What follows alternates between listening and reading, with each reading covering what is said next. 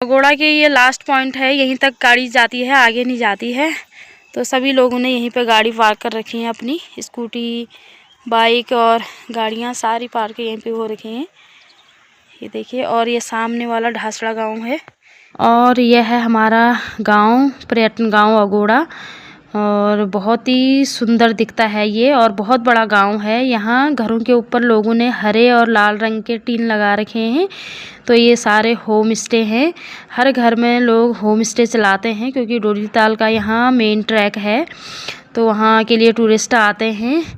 तो मैं ले चलती हूँ आपको अपने घर में, यानी कि जो हमारा पुराना घर था, जो कि अब क्षतिग्रस्त हो गया है, उसकी हालत दिखाते हैं आपको भी।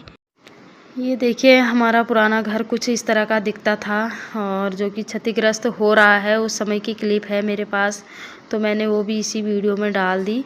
अगस्त में हुआ था ये, और जिसको देख के रूह कांप रही है।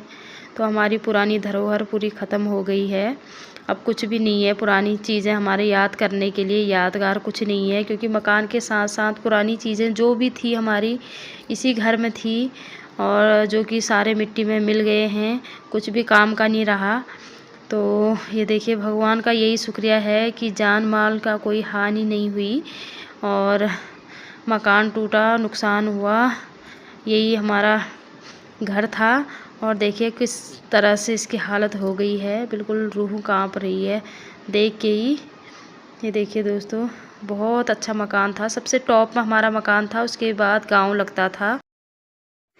ये देखो, टूटने के बाद मैं आज ही आई यहाँ पे, और आने का मन तो नहीं कर रहा था। ये देखो, सारा क्या सामान दब रखा है इसके नीचे, और 2 परिवारों का मकान था ये। पूरी अब यहाँ पे देखने को कुछ नहीं, पत्थर, मिट्टी और लकड़ी के सिवा कुछ नहीं दिख रहा है, और सामान दबा हुआ। ये देखो, और इस साइड ताई जी लोगों का किचन था, ये भी पूरा मलबा से ढक रखा है, खाली दरवाजे दिख रहे हैं उसके, और अंदर पूरा मलबा भर रखा है, इसमें भी रहने लायक ही नहीं है।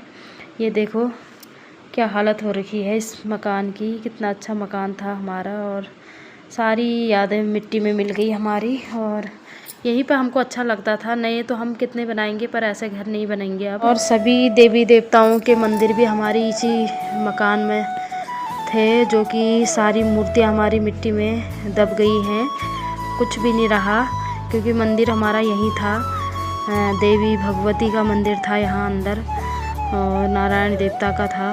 तो और लास्ट में हम यहाँ पे जून में आए थे, उस समय हमारे बड़े ससुर जी लोगों के गुप्त नवरात्रि थे, तो लास्ट में हमने वही किए थे। तो लास्ट में पूजा पाठ वही की थी हमने, उसके बाद ये रहा ही नहीं। इधर को देखने का मन भी नहीं करता, इधर आने का मन ही नहीं करता है, क्योंकि वो यादें आती हैं, पुरानी यादें यहाँ पे ताज़ा हो जाती हैं, और तब मन को बहुत दुख पहुँचता है।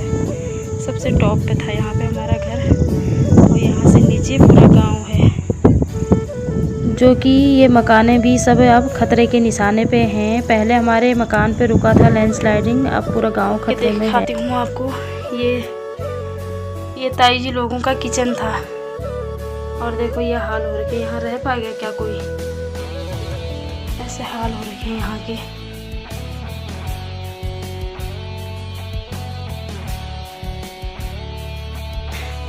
अनाज रखने का बक्सा था, इसकी हालत ये देखिए, यहाँ पूरा टूट फूट, कुछ काम का नहीं रहा।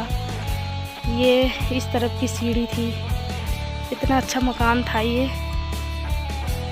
सारी यादें मिट्टी में मिल गई हमारी। यहाँ पे भी कुछ सामान रखा है, काम का तो कुछ नहीं है। और ये देखिए कपड़े वपड़े सारे, क्योंकि यहाँ स्टोर करके हम यहीं रखते थे, राशन भी यहीं था पूरा, कपड़े वगैरह और सारी चीज़ें, और गाय हमारी यहीं रहते थे।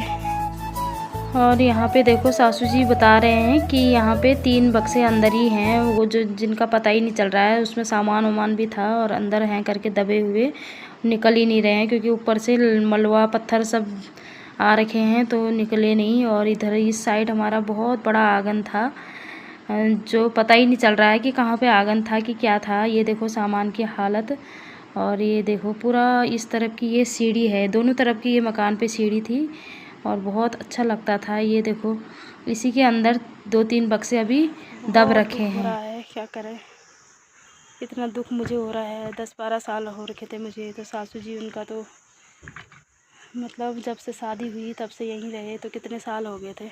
बचपन बच्चों का सबका उनका यहीं गुजरा था। बहुत दुखी है। मन तो नहीं कर रहा था मेरा यहाँ आने का, फिर थोड़ा मैंने कहा चलो चली जाती हूँ करके, तब आई मैं।